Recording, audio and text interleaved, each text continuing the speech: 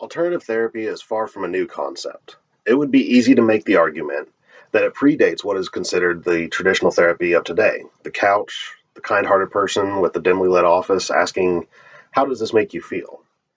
And, of course, the ever growing list of prescription pills available to elevate your moods or suppress, your negative feelings. I've only tried the traditional method once, and it didn't work for me. It wasn't the right fit. After returning from my first deployment, I was struggling with a lot of anger, as well as kind of anxiety that I hadn't known before deployment. I never was really an anxious person before. I tried of course, the all too common self medication of alcohol. It's very common. A lot of veterans fall on that path. Uh, Literally just caused more problems. Never improved any situation. Didn't make me feel better. It was a very temporary solution. Wasn't really helping anything improve. Um, but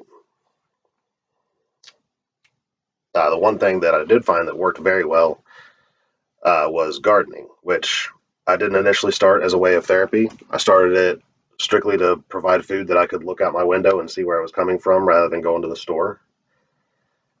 Just the process of, turning over the garden plot, weeding constantly, taking care of the plants, nurturing the little seedlings up into big, you know, plants producing I don't know how many pounds of food, but all good produce for my family. I was just, it was very helpful for me.